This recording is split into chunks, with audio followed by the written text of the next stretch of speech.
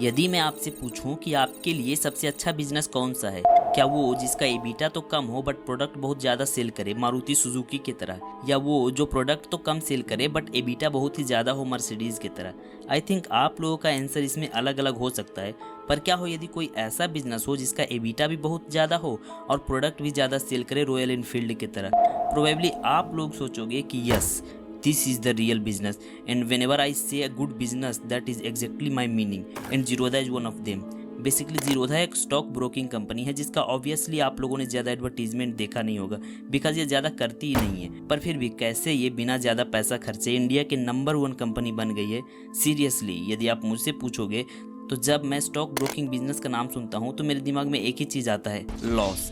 क्योंकि आप जीरोधा को छोड़कर यदि कोई दूसरे स्टॉक ब्रोकर को देखोगे, जैसे आप स्टॉक्स ग्रो, मोतीलाल ओसवाल और बहुत सारे ब्रोकर्स है, तो आप देखोगे कि मोस्ट प्रोबेबली सभी लॉस में ही है। आप स्टॉक्स जो कि इंडिया के दूसरा सबसे बड़ा ब्रोकर है, उसे फाइनेंशियल ईयर 22 में 444 करोड़ का लॉस हुआ था, जो कि इसके पिछले फाइनेंशियल ईयर से भी 6 गुना ज़्यादा है। उसके बाद ग्रो भी इस रेस में पीछे नहीं है, उसे भी फाइनेंशियल ईयर 22 में 239 करोड़ का लॉस हुआ था। अगेन ये लॉस भी इसके पिछले फाइनेंशियल ईयर से 3 गुना ज़्यादा था। सीरियसली यदि आप मुझसे पूछोगे तो मुझे कभी कभी ऐसा लगता है कि लोग इस बात को लेकर कंपटीशन करते हैं कि कौन सबसे ज़्यादा लॉस कर सकता है। लिटरली मजाक चल रहा है यहाँ पर। ये लोग इन्वेस्टर से पैसा उठाते हैं और कैश बर्न करते हैं बस कस्टमर को एक्वायर करने के लिए। इन लोगों की फिलॉसफी ही यही होती है कि अभी कस्टमर को एक्वायर कर लो, प्रॉफिट तो बाद में भी कमा लेंगे। बट जीरोधा में ना मुझे एक चीज़ बहुत ज़्यादा पसंद है कि ये लोग एडवर्टीजमेंट पर पैसे ज़्यादा नहीं खर्चते हैं, और ऐसा नहीं है कि प्रॉफिट नहीं कमा रही है। इनफैक्ट ये तो इंडिया के one of the most profitable company में आती है। फाइनेंशियल ईयर 22 में भी इन्होंने 2094 करोड़ का प्रॉफिट बनाया था। अगेन मैं यहाँ पर रेवेन्यू की बात नहीं कर रहा हूँ, वो तो 4963 करोड़ था, सिर्फ प्रॉफिट 2094 करोड़ थी, विच इज इनक्रेडिबल। तो जीरोधा ये सब कैसे कर पाती है, चलिए देखते हैं इस वीडियो में। पर उससे पहले हम स्टॉक ब्रोकिंग इंडस्ट्री को अच्छे से समझते हैं।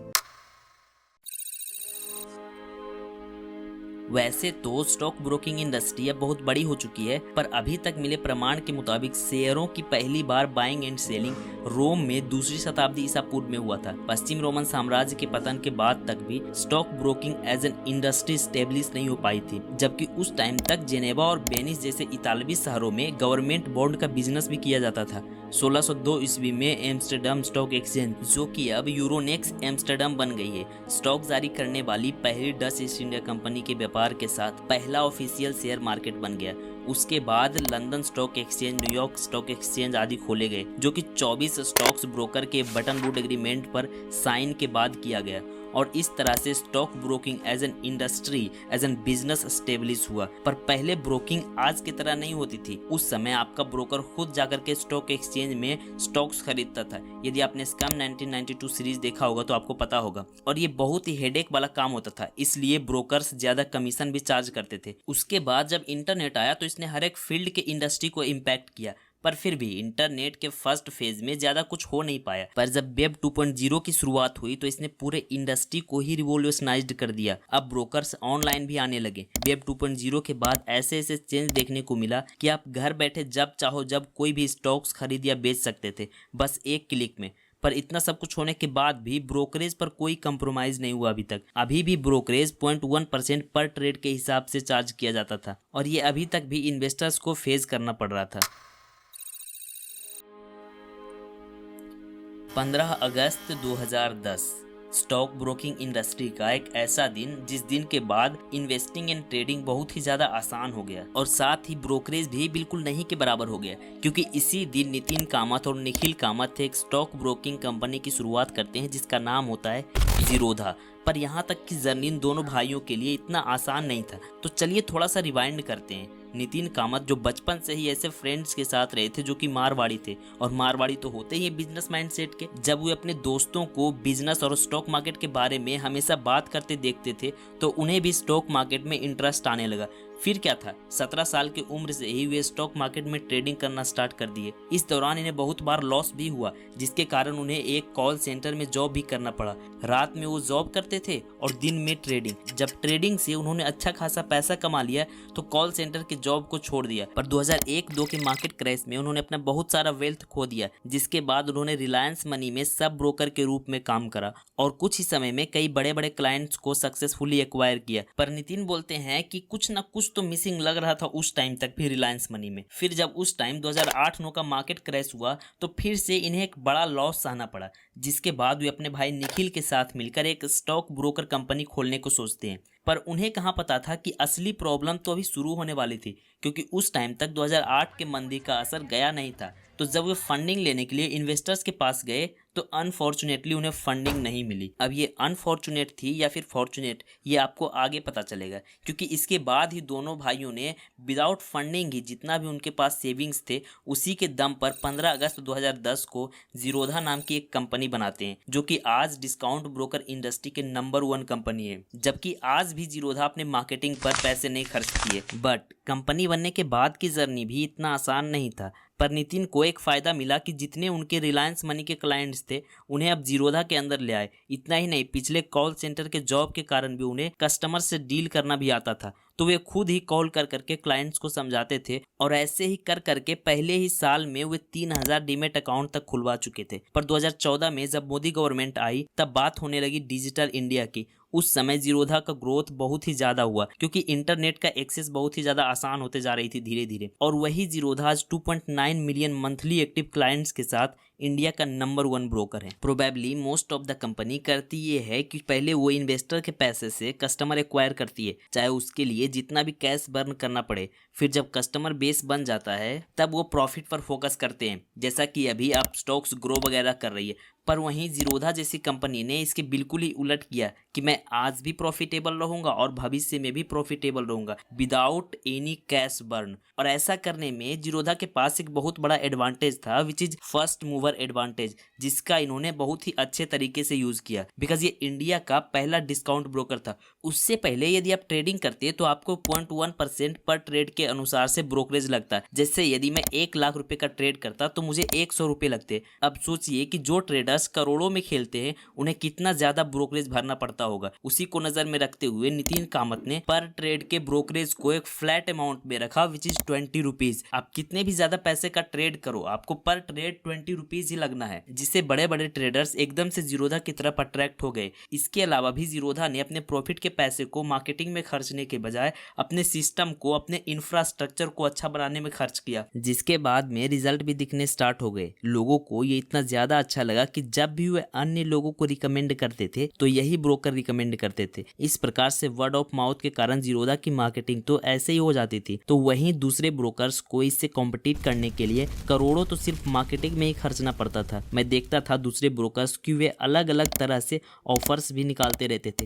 जैसे अप स्टॉक्स का एक बहुत ही फेमस ऑफर था कि आप यदि किसी को अप स्टॉक्स रेफर करते हो और यदि वो अपना डीमैट अकाउंट सक्सेसफुली खुलवा लेता था तो आपको रिवॉर्ड के रूप में 1000 रुपए मिलता। मुझे नहीं पता कि वो ऑफर अभी है या नहीं है, क्योंकि मैंने बहुत दिनों से देखा नहीं है, तो आप एक बार चेक कर सकते हो। और भी सभी दूसरे जो डिस्काउंट ब्रोकर थे कुछ ना कुछ ऑफर रहता ही था, बट जीरोधा के केस में ऐसा नहीं था। आप रेफरल के थ्रू ब्रोकरेज रेवेन्यू शेयरिंग कर सकते थे, बट कोई डायरेक्ट ऑफर नहीं था। साथ ही जीरोधा ने कभी भी फ्री में अकाउंट नहीं खोला, जिसके कारण जितने भी ट्रेडर्स इन इन्वेस्टर जीरोधा के साथ जुड़े सभी प्रोफेशनल थे, सभी ट्रेडिंग के प्रति सीरियस थे और रेगुलर ट्रेडिंग या इन्वेस्टिंग करने वाले थे। यही कारण है कि आज भी जीरोधा के पास एक्टिव क्लाइंट सबसे ज्यादा है। तो वहीं दूसरे ब्रोकर्स ने अंधाधुन ऑफर दिया, फ्री अकाउंट ओपनिंग दी, IPL में एडवर्टीजमेंट किए, जिसके कारण वैसे लोगों ने भी अपना डीमैट अकाउंट खुलवा लिया जिसे इस फील्ड में कुछ खास इंटरेस्ट था नहीं, जिससे लोग एक आध बार ट्रेड किए और छोड़ दिया। कुछ लोग तो ऐसे भी थे जिनने कभी इन्वेस्ट या फिर ट्रेड ही नहीं किया, बस ऐसे ही अकाउंट खुलवा करके छोड़ दिए। तो ऐसे में इनएक्टिव अकाउंट बहुत ही ज्यादा हो गया दूसरे ब्रोकर्स के पास, जिससे एक तो अपना घाटा सहकर अकाउंट ओपन किया,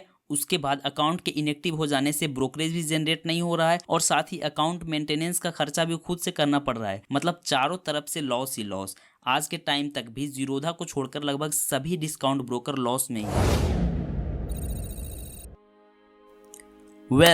अभी तक तो बात हो रही थी जीरोधा के बिजनेस मॉडल की कि कैसे वे इंडिया के नंबर 1 ब्रोकर होते हुए सबसे ज्यादा प्रॉफिटेबल भी है और कैसे वे बिना एडवर्टीजमेंट पर पैसा खर्चे सबसे ज्यादा एक्टिव यूजर वाला डिस्काउंट ब्रोकर बना। But is this sufficient to stay market leader? Probably note.